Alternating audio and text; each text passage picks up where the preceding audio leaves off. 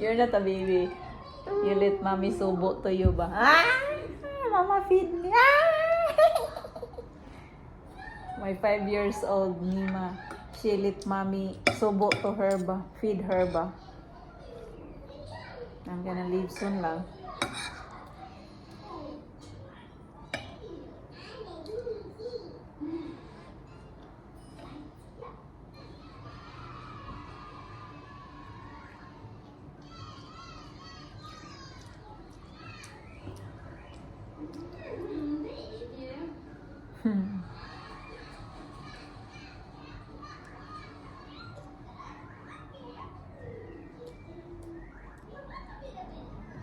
What happened?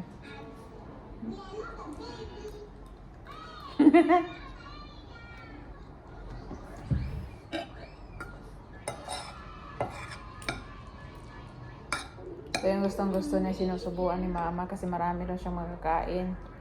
Pagod lagi daw yung kamay niya pag subo sa kanya.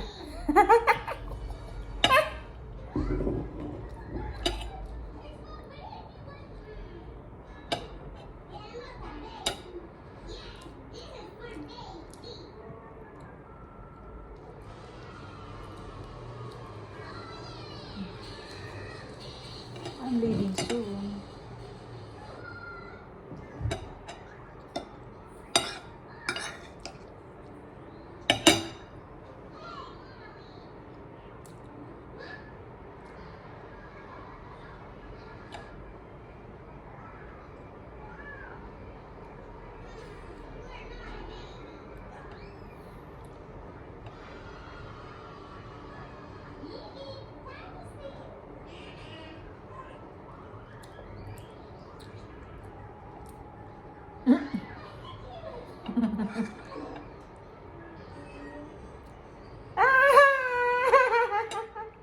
It's a crib.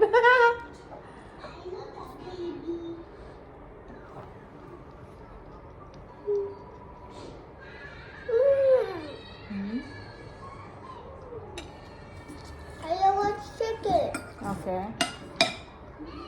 You only have a rice?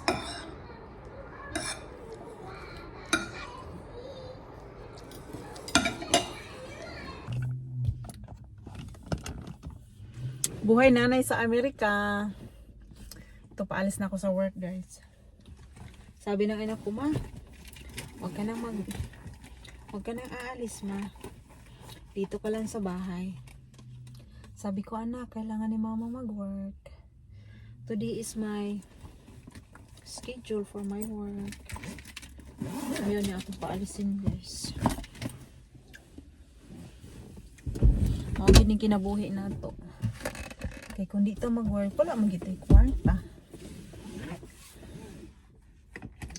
Kailangan na itong mag-work. Hello mga kasimple. Adto na puntaan nag-work. Kailangan na itong mag-work. I-adjust muna natin yung ating mga mirror. Kasi ang mirror na to is oh my god. Papangkano ano?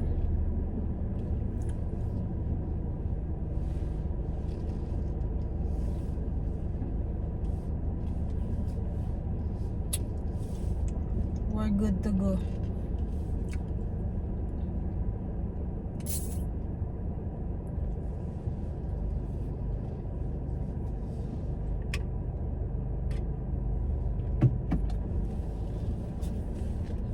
Yan, close na ang garage. Ang gawin ng mga kasimple. Ito yung buhay nanay sa Amerika, mga kasimple. Hala, sobrang lakas ng hangin.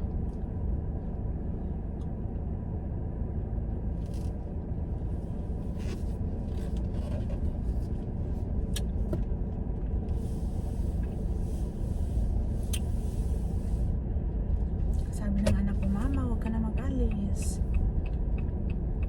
Mas 4:30 na, guys.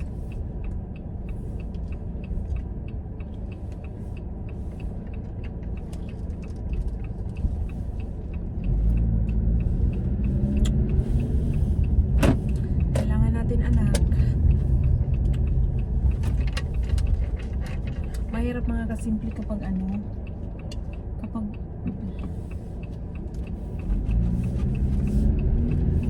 may anak ka, tapos maalis ka, nagtatrabaho ka. Kasi yung mga bata gustong gusto nila na nasa ano ka, nasa bahay ka kasi gusto nilang ano ang mama, mag-spend time ng mama. Kung saan man yung mga kasimple na, kailangan mo na itong mag-work.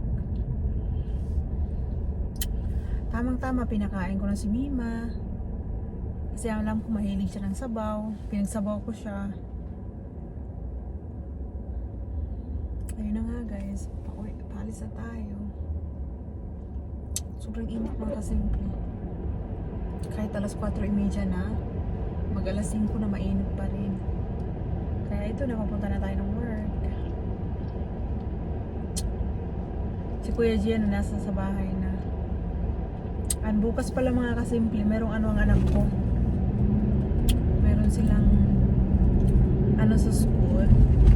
Hindi rin ako makasama sa kanya dahil maglilinis ako ng bahay. May open house tomorrow. Tapos may work ako. Kasama lang niya yung mga teacher. Mag-contest sila sa ibang school. Yung tinatawag na ano mga kasimple, robotic. Ayan, yung robot pinapagalaw-galaw. Tapos ang anak ko ano siya, napili siya. Magaling siya doon mga kasimple.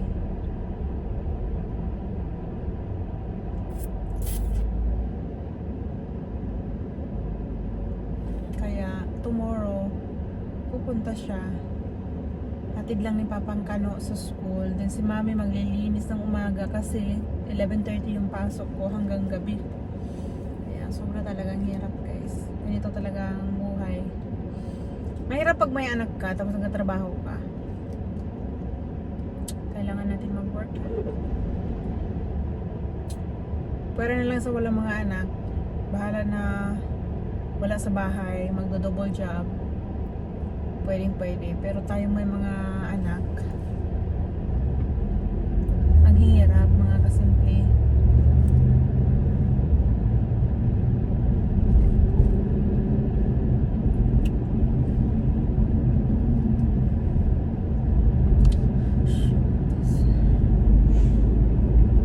Driver na buang.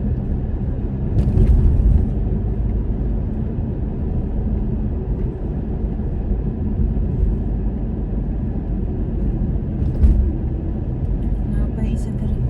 Yung pinampinto nga, agianan buang. Ito mga driver. May pagkabuang talaga.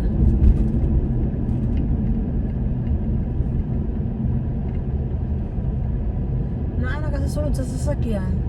Di mo nang i-close ng imaw mo. Hindi mo kami ang pinto na akan mo sakyanan. Bye bye guys. Mag-drive muna ako.